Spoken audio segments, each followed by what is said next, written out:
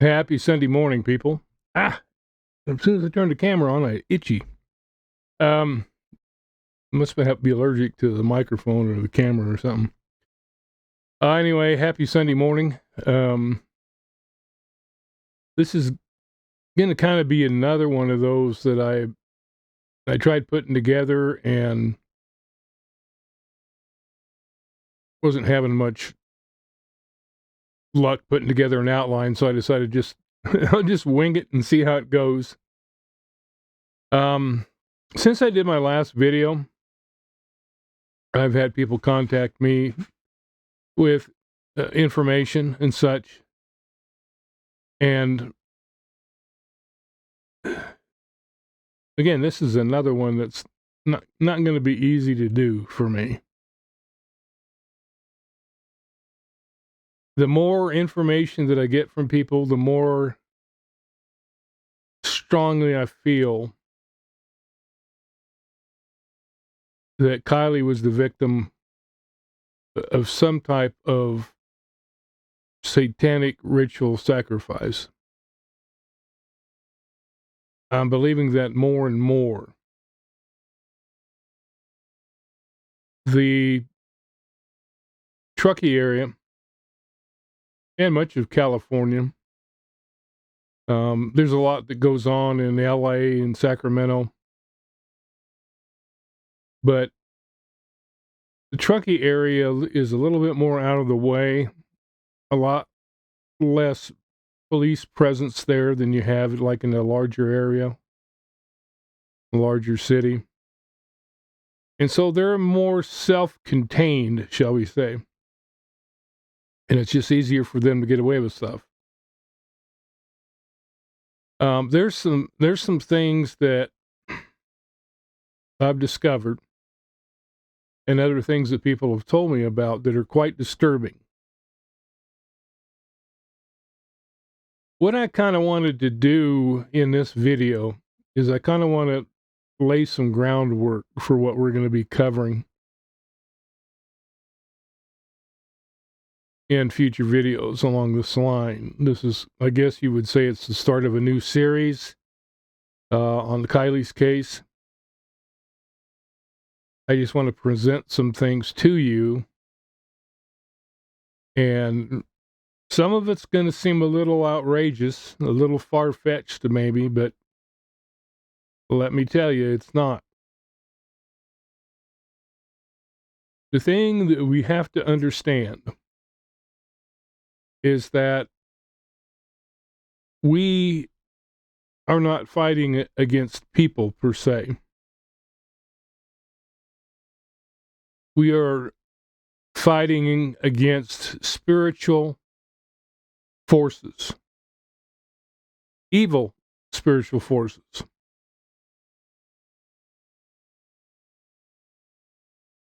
With Satan being at the very base of it. Now, let me tell you, people, Satan is real. The spiritual realm is real. God is real.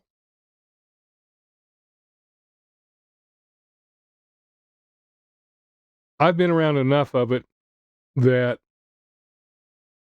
let me just say this, if you have never seen a demon-possessed person, consider yourself fortunate. I have. And it's not something I ever cared to see again. However, the thing we need to understand is that God has power over Satan. God is an everlasting being. He's omniscient, omnipresent. Satan was a created being. The Bible talks about him being the most beautiful angel, and that his pride is what caused him to fall and change from Lucifer to Satan. Satan is not omnipresent. He's not omniscient. he can only be in one place at one time. 1 Peter 5:8, it says, "Be sober, be vigilant, because your adversary the devil, as a roaring lion, walketh about, seeking whom he may devour." He's always looking for the victim. He's always looking for somebody that he can take advantage of. In fact, in Job chapter 2, it shows the same thing.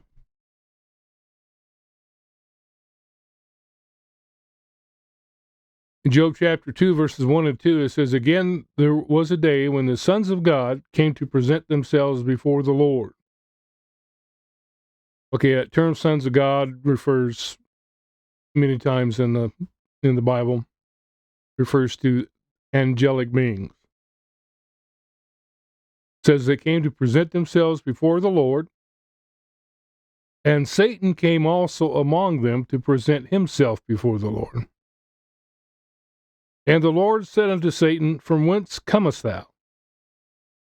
And Satan answered the Lord and said, "From going to and fro in the earth, and from walking up and down in it." All right, so we see the same principle here, that he is a limited being. He's not everywhere present or omnipresent. He can only be in one place at one time. All right, here we go. All right, this is the other verse that I wanted to share.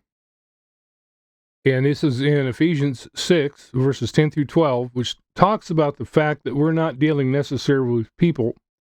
We are more dealing with the demonic forces behind the people. And it says, "Finally, my brethren, be strong in the Lord and in the power of his might.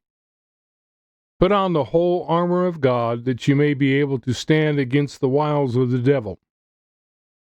For we wrestle not against flesh and blood, but against principalities, against powers, against the rulers of the darkness of this world, against spiritual wickedness in high places." All right, so what is he saying? He's saying it's not the people that we are fighting against, it's the forces that are controlling them. It's the forces that are, let me adjust my mic here, okay. It's the forces that are inspiring them. You notice it says spiritual wickedness in high places. All right, as we'll see as we get into this in a few minutes, that there is a lot of spiritual wickedness in high places. Washington, D.C., state of California. And I really believe that everybody's silence, all the people that went silent on me, a lot of it can be explained by what we're talking about today. Okay, people, the first thing we need to understand is that satanic rituals are real. They occur frequently. In fact, I would say they occur constantly. Let me give you some examples that I found just doing some research on this.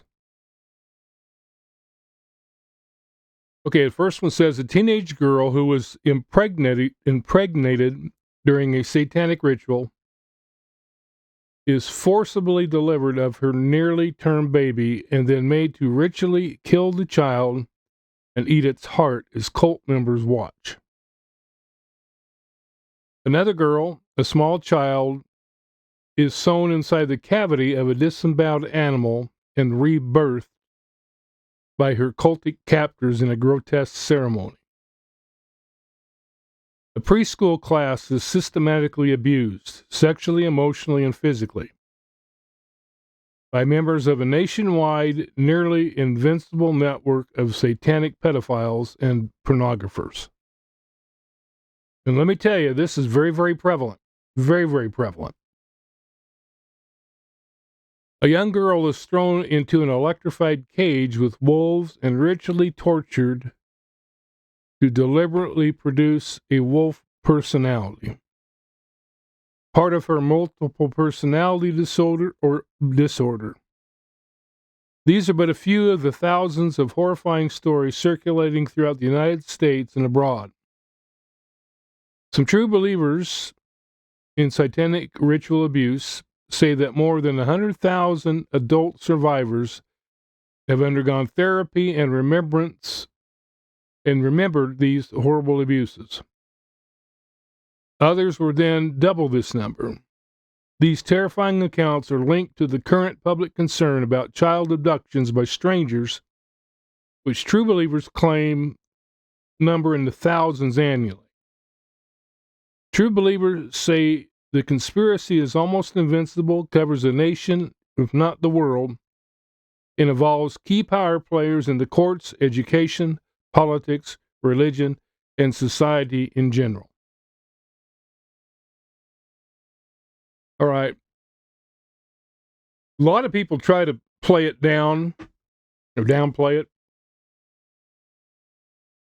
and say that, it's just memories triggered by the therapy.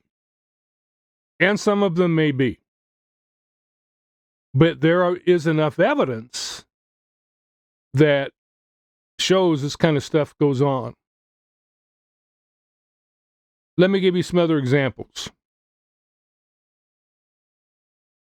Now, this is kind of graphic, people, so if you're easily offended, you may not want to watch this part of the video. Like, I should have said that before I started reading the other stuff. So, I'll put that in the description. But nobody ever reads the description because I will say stuff all the time, and somebody will say, blah, blah, blah, blah. And I was like, if you read the description, I already said that. So I know y'all don't read them. You should. All right, first one. California man fillets his own mother during ritual killing. A man who skinned and murdered his own mother in a satanic ritual is serving 25 years to life in prison. According to the LA Times, Moises Moraz Espinosa, then 18, confessed to killing his mother, 42-year-old Amelia Espinosa. I need to make this a little bit bigger. I'm having a hard time reading it. Okay, there we go. During a satanic ritual, the report said she was not only skinned, but also filleted and dismembered as well. The judge in the case said this case was the most disgusting, hideous, and vulgar case that he's ever seen in 50 years. Okay, this next one, some of you may have heard of this guy. Richard Ramirez, one of the most prolific serial ritualistic killers ever. Convicted serial killer Richard Ramirez is probably the most well-known satanic killer in crime history. Ramirez, known best as the Night Stalker, was convicted of killing 13 people after invading their homes, raping and brutally murdering many of them, NBC Los Angeles said. The news station said a film about Ramirez written by Megan Griffiths will premiere in early June in Santa Ana, with box office receipts will be donated to the California Coalition Against Sexual Assault. Okay, and I don't know when this came out, so I don't know when it says it come out in June. I don't know, this could have been 10 years ago. I don't know. Or longer. I don't know. Okay, next one says, Texas teens sentenced for satanic killing of young girl. A pair of Texas teens were convicted of luring a 15-year-old girl, torturing and killing her in order to sell their souls to the devil. In November 2014, reports say the suspects identified as 17-year-old Jose Reyes and 16-year-old Victor Elias abducted Corian Cervantes. Her body was reportedly found with an upside-down cross carved into her stomach. She was taken to a location where Houston reports she was raped and mutilated. Both suspects were arrested, convicted, and now serving automatic life sentences. I would hope to shout. All right, next one. Only two more, people. So, woman leader of cult convicted of ritualistic sacrifice killing sits behind bars. A woman convicted of killing a 17-year-old girl in 1979 during a ritualistic sacrifice is still behind bars. The Herald News says Robin Murphy, who pleaded guilty in 1980 to killing Karen Marsden, attempted to be paroled in 2012. Murphy was reportedly shut down and told she could not reapply again for 5 years. This was after Murphy had previously won parole in 2004 and released. The report said she was returned to prison in 2011 after violating that parole for having heroin in her purse. Marsden's murder was reportedly linked to 2 other murders, but because Murphy struck a deal and turned state's evidence against other suspects, she was never charged with their deaths. All right, so I guess apparently there was other people involved as well, which would make sense. That's usually the case. All right, and then the last one. It says, man convicted of murdering 12-year-old after Satan told him to kill him and drink victim's blood. Pablo Vasquez was 38 years old when he was killed by lethal injection in Texas. The Washington Times said Vasquez was convicted of drinking the blood of a 12-year-old boy after attempting to decapitate the child. The murder was all, according to Vasquez, at the request of Satan. Vasquez reportedly killed David Cardenas in 1998 after he beat him with a pipe and slit his throat. By the time the 7th grader was found, there were portions of his body missing, the report said. All right. So the only reason I read those is, for shock value a little bit, but to try to make people realize that this kind of stuff goes on. And it goes on all the time. These are the ones that were caught. It also depends on where you live, because in some places, this kind of stuff, everybody's in on. Different parts of California, I believe, fit that description. There is a place, and I've seen other people mention this in some videos, although I hadn't gone into it in depth until yesterday and this morning. But there is a club. It was called the Bohemian Club. It expanded, and they opened up a place in Morillo, or I can't remember what the name of the town was. I didn't put it in my notes. But I do know, according to Google Maps, it's 216 miles from Truckee, over toward the coast, west of Santa Rosa. And of course, I forgot to put my phone on silent, so let me do that really quick. And all it is my weather thing popping up, which I don't really care. Okay, Bohemian Grove. It's on, I believe, 2,700 acres. It is guarded 24 hours a day, 365 days a year. The people that they employ for security are ex-military, highly guarded, highly secret, highly guarded. Just to get into it, it's a $25,000 fee just to join. That doesn't include all the other fees. It doesn't include yearly dues. Just $25,000 just to get into this grove, this Bohemian Grove. It's also male only, all male. It was a gentleman's club. Started out as a gentleman's club and expanded. And now it's basically a satanic club out in the woods. This is what one writer said about Bohemian Grove. He said, the club is a cabal of the rich and powerful. True, or at least true-ish.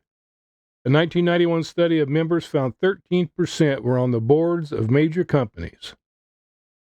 Several U.S. presidents have been either members or guests, as have Supreme Court justices, California officials, Henry Kissinger, and other heavy hitters.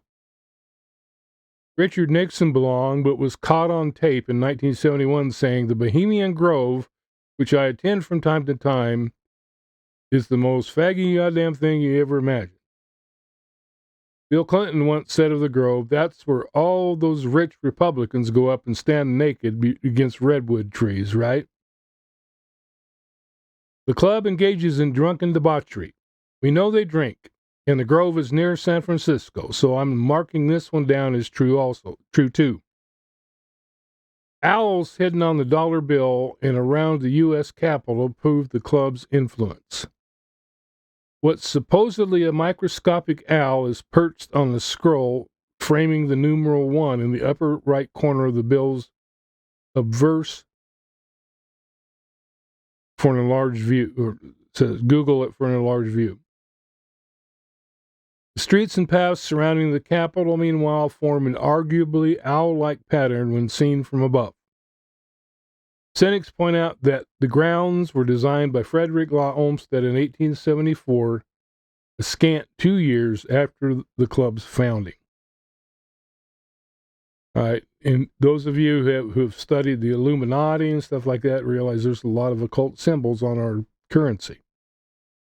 A lot of them. The obelisk, the all-seeing eye, those are all satanic symbols. And they're on our country's currency.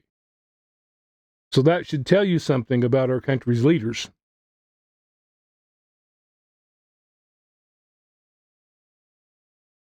There was a writer who was able to, him and a couple of the guys on his team were able to sneak into the Grove, observe the ceremonies, and actually snap a couple of pictures, which I'll show you here in a minute.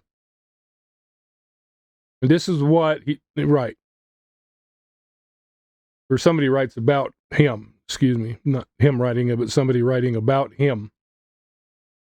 It says, after traveling from Austin, Texas to San Francisco, Alex Jones and the other members of his team, Violet Nichols and Mike Hansen, met up with the British filmmakers and began a 3-day investigation before attempting to enter the Grove. On July 15, 2000, Alex Jones and Mike Hansen, equipped with 2 hidden video cameras and disguised as members of the Bohemian Club, successfully infiltrated the site called Campground. The following detailed report of what they found is absolutely shocking. And the writer says, "I know how bizarre this all sounds. Just remember that we have all of this on tape in my video, Dark Secrets Inside Bohemian Grove." All right, and there's a link for this. However, it's been taken down. When you go there, you get the 0404 page doesn't exist anymore. Okay, Inside Bohemian Grove, which has aired nationally in the United Kingdom. Oh, his video. It might air here in the United States unless it is suppressed, which obviously it's been taken off of YouTube. So it's being suppressed. Go figure. So the priest talked about godly Tyre in Babylon. Well, there was only one great owl of Babylon and goodly Tyre. If you read your Bible or any historical document of the time, they were burning children in the Babylonian and Canaanite kingdoms before the owl god Molech.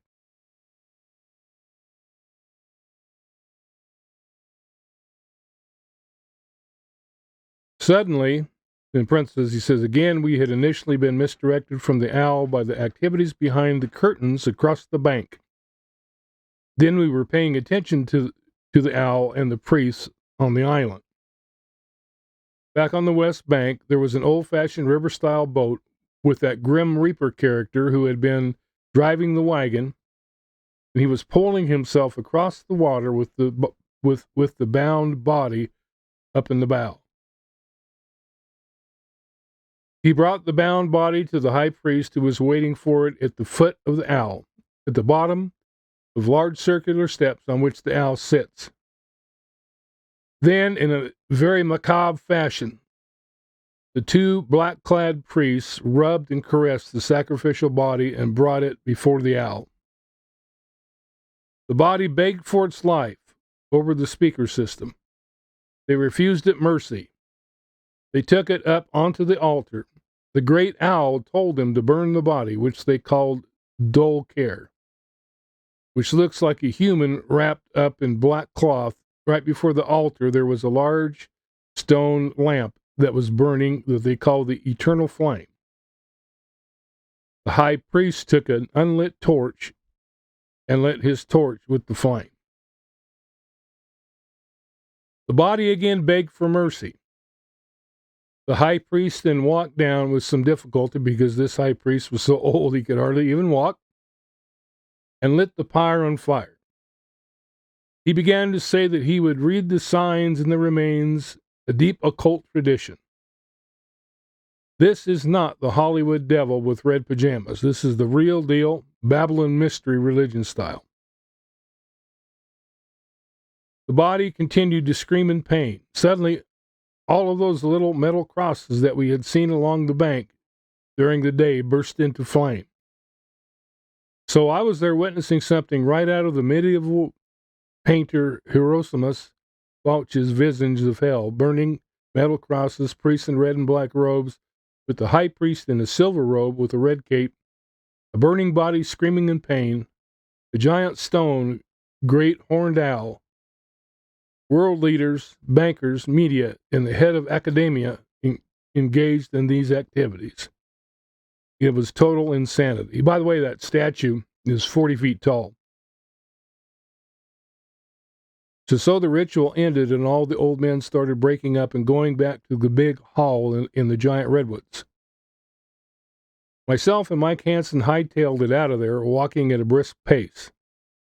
We encountered no resistance when we left. We walked right by guards and were out on the main road, Bohemian Avenue.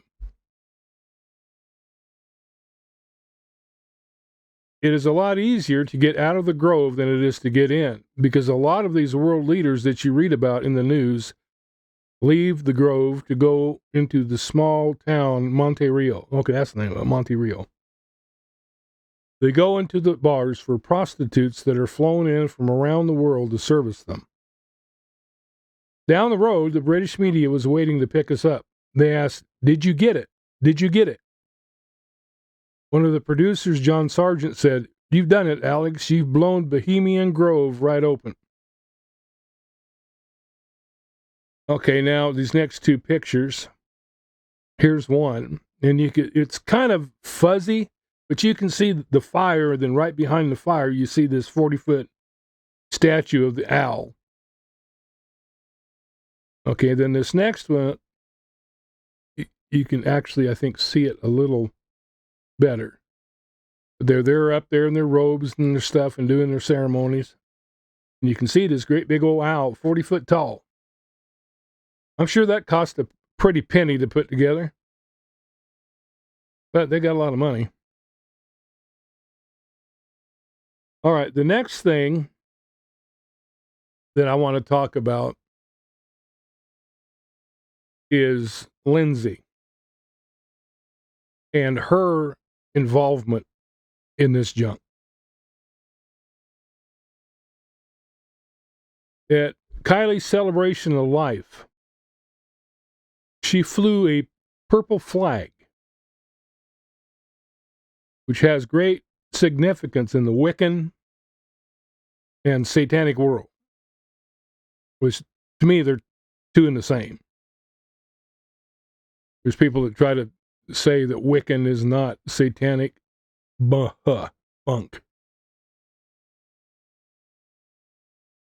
If it's not of God, it's of Satan. Plain and simple. All right, she flew a purple flag.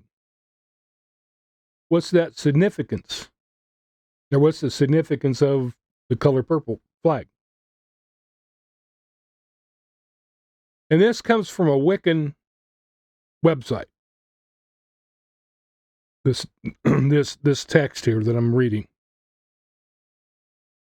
says the color purple has been associated with the occult and spirituality since ancient times. An example of this is in ancient Rome. Purple was used for royalty. Purple was also used for the higher classes, thus making purple a color that was reserved only for those who were wealthy enough to purchase it. Even today, many consider purple to be a luxury or status symbol. The color purple can symbolize royalty and power in several ways. It can be a way to show off money, sensuality, and sexuality, just as you would see with the color red. Or it can be a way to make someone feel powerful or make them feel like they have authority over someone else. The color purple is also associated with psychic powers and spiritual consciousness. Purple is often used in occult rituals to represent energy entering the third eye chakra. The third eye chakra is associated with visions, creativity, imagination, psychic abilities, intuition, and more. Purple is also a color that has been associated with awakening the mind and spiritual consciousness for centuries due to its ability to relax the mind and help it focus. In this way, purple can help you to expand your consciousness or awaken your psychic abilities. Now, I don't know in Lindsay's mind what her purpose was in flying this purple flag. But this is just my take on it. That one is where it says, or it can be a way to make someone feel powerful or make them feel like they have authority over someone else. Now keep in mind that Kiely had filed for emancipation. She was about to be emancipated. She was about to get out from under Lindsay's thumb. So it makes me wonder if that purple flag was flown as a symbol.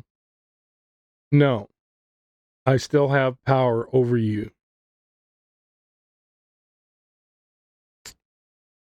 Think about it. Still have power over you. Now, I'm not saying that that's the case, but that's my take on it. It's just my opinion.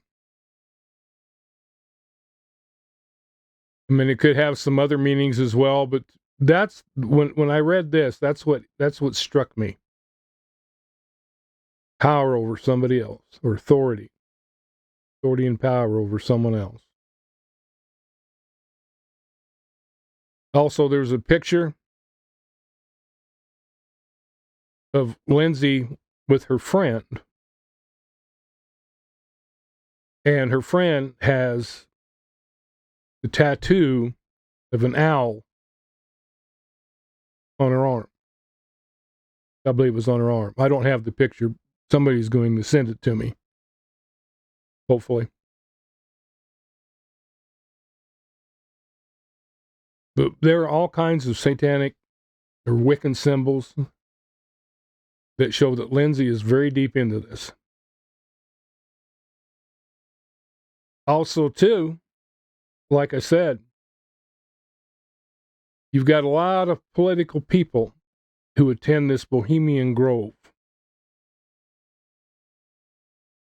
A lot of people in power and authority. I can pretty much guarantee you some of the families that are rich and powerful over in that area, and I think you can probably read between the lines and know who I'm talking about, that are a part of this grove in their ceremonies.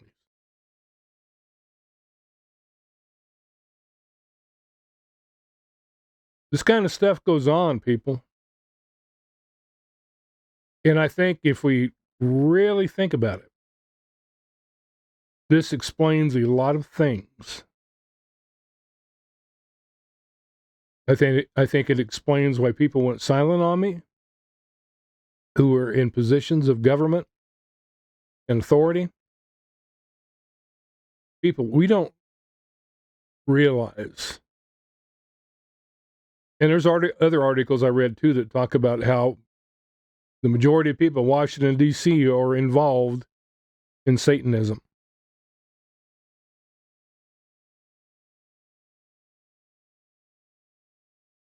You see what I'm saying when I say that we're fighting not just people, but spiritual forces?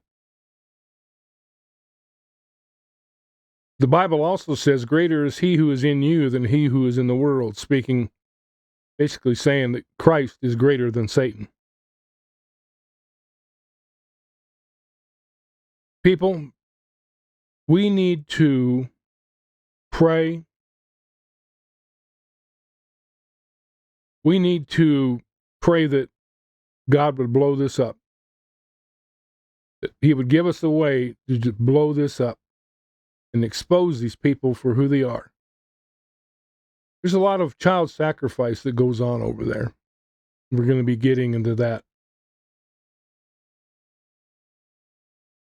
There are schools and organizations over in that area, in the Truckee area, who are dedicated to Satanism and affecting children. There are reports that children are being sacrificed.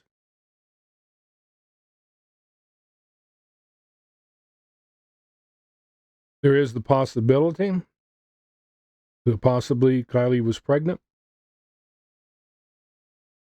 Because one of the greatest things, not great as far as we're concerned, but as far as what they consider great, one of the greatest things that they can do is sacrifice a newborn child. That's supposed to give them more power and influence and whatever else that it does for them. I don't want to get into that too much because that's for a future video.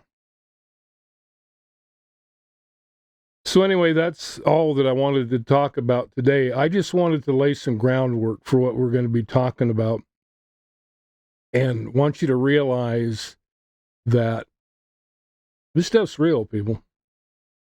It is very, very real. And it's very widespread, unfortunately. So anyway, that's all I have for you today. We'll be getting into some more stuff. If you're squeamish, you might not want to watch future videos. If you want to be informed, if you don't mind things being a little graphic, because they have to be to get into it. They have to be graphic.